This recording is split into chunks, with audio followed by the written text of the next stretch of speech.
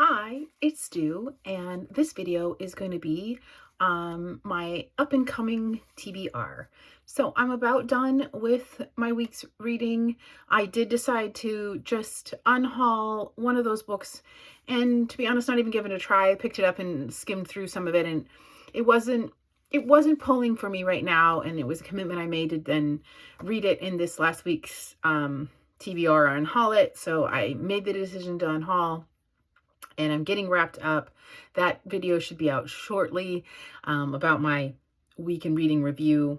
My next TBR is going to be not restricted to a week. I know I always say a weekish, or the amount of time it takes me to read, so it almost feels superfluous, right, to say it like this. But I actually have 8 books in this TBR stack, because they fit the kind of mishmash of themes that I decided to do this TBR challenge with.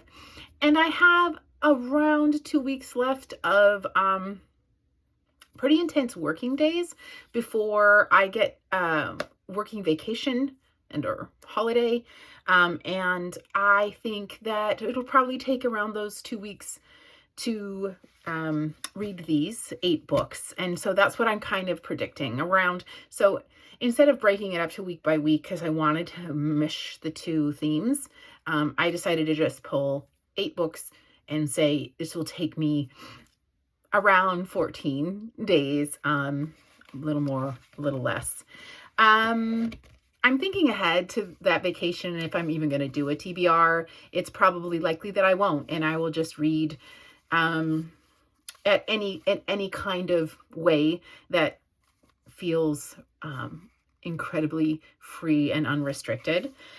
But we shall see. So about this week's TBR theme, I did kind of a mashup of the 2 previous weeks' theme. So it's Women's History Month, and I decided to kind of stay inside of the honoring of Women's History Month for this TBR. And I decided to pull all the books off my shelf with the word girl or girls in the title. Generally, when girl or girls are in the title, it tells me it's either for a young audience or it's coming of age, or both. So that was kind of my thought, but also just I noticed that I actually had quite a few books with the word girl or girls.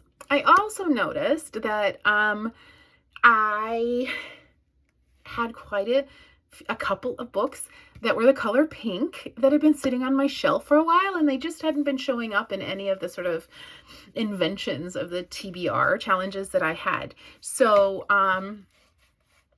pink does not only have to be a girl's color, but for all of my life, it was kind of shoved at me as a girly color that I should like. I absolutely revolted. And then somewhere in my early 20s, I had a reclamation to pink, and now I actually really love it. So this is ode to all the girls and all the pink. And here we go. So the first book is The Rabbit Hutch by Tess Gunty. Its publication date is 2022, and this is a lit fic. The premise seems a little bit interesting. It almost seemed a little thrillery to me.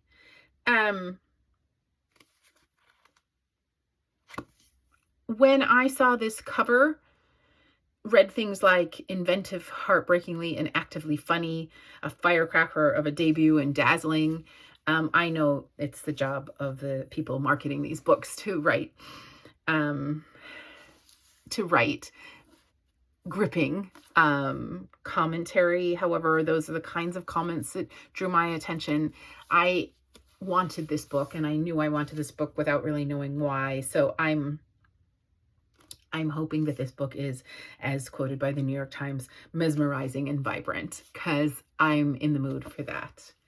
The next book on my list has the word girls in it in I've recently hauled this book. It's The Last of the Moon Girls. This is some fantasy / maybe magic realism.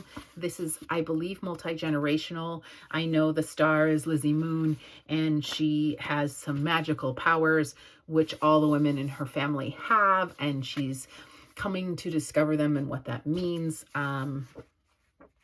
And I am just pacing through to see if it's written, how the chapters are laid out. Oh, just chapter 1, 2, 3, and 4. So not necessarily covering different points of view through these different chapters. It'll be interesting to see how Barbara Davis integrates these different stories, if indeed she does.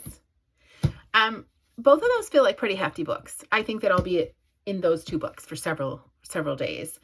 The next book also has girls in the title. This is an ARC. It is not published yet.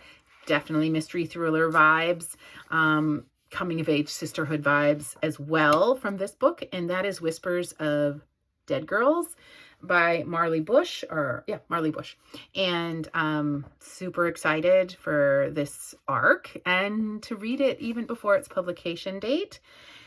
And I think after, a lit fic and a magical realism, a little mystery filler will be kind of fun. The next one also has girl in the title, and was a gift. It was a book that was gifted to me, exchanged. I gave a book from a little free library to a friend. They felt compelled to give a book back, one that they really loved, and a bookmark as well, because they know how much I enjoy finding bookmarks in books. Anyway, this is The Girl Who Drank the Moon.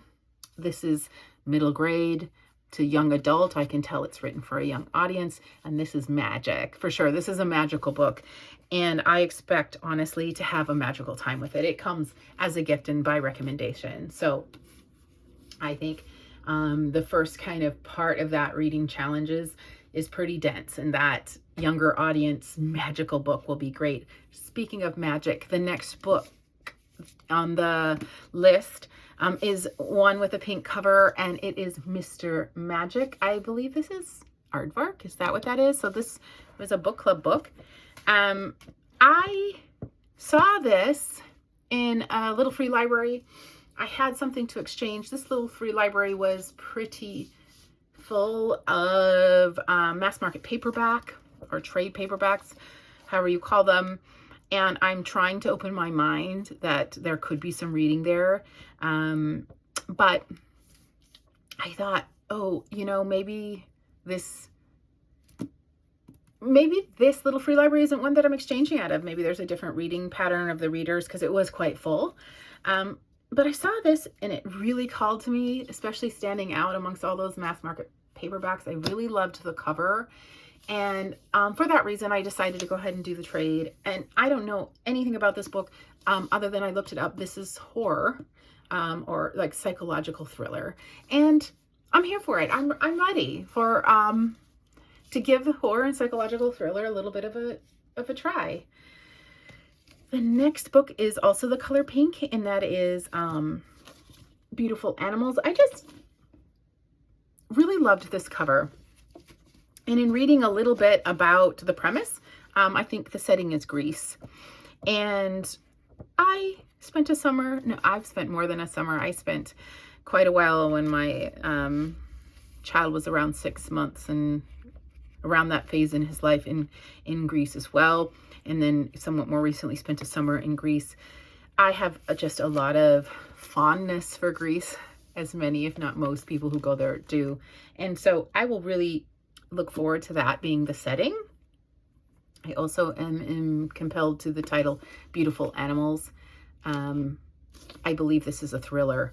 And I think this is, most of these books were actually very recent, but this one, let me see. Yeah, this is that year, 2017, where most books that I find in little free libraries land in for some reason. Anyway, yeah, this coming right after a horror / psychological thriller, sort of mystery thriller, could be kind of fun.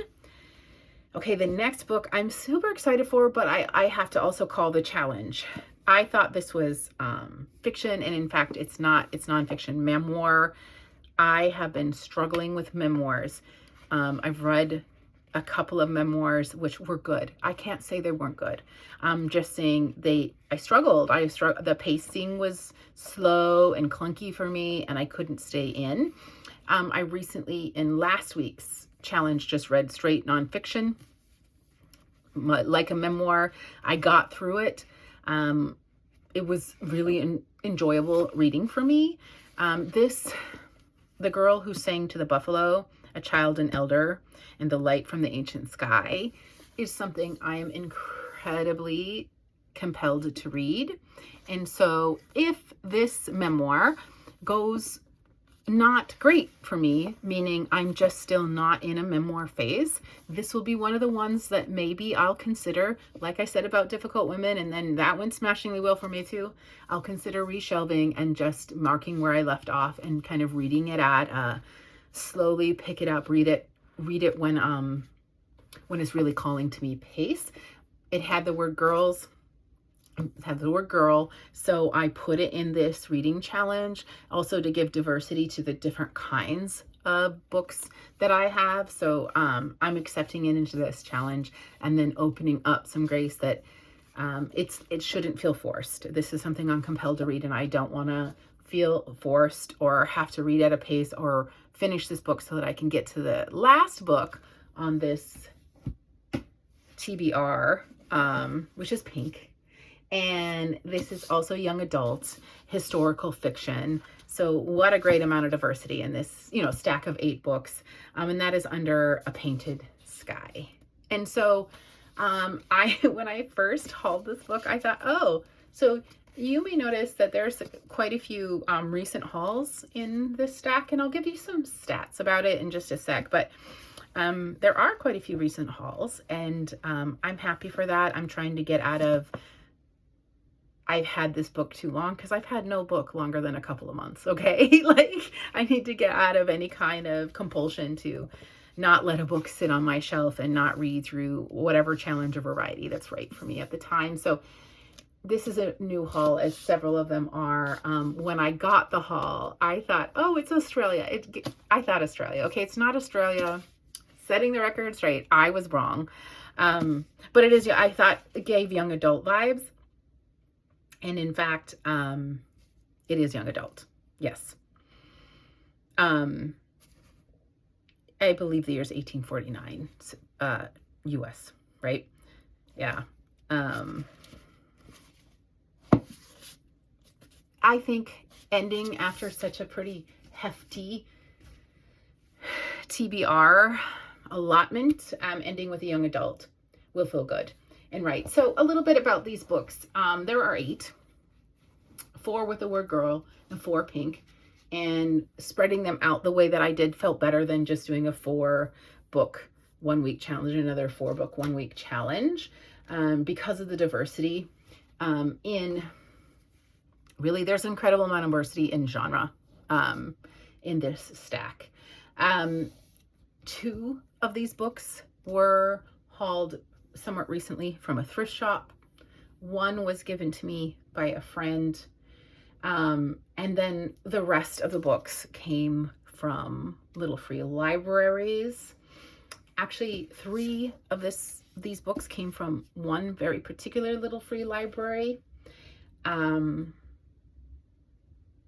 that is exciting to me. And then the other one from the little free library is from my favorite little free library. And I've had it for longer than I intended to have it for, because when I first got it, I said, oh, this is an unpublished ARC. And I just thought I should get right to reading it.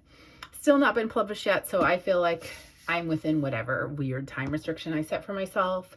And yeah, that's it. Let's see how I go with these 8 books, and I may or may not break up the review, because I feel like reviewing 8 books could just get really long, and just talking about what excites me about reading them and a little bit that I know about them is already turned into a 14-minute video. So we'll see about that too. Anyway, next will be a video coming shortly will be a video about my week in review from the last TBR, and then there won't be one for a while because I hope to not even haul for a while and just read away on these 8 books.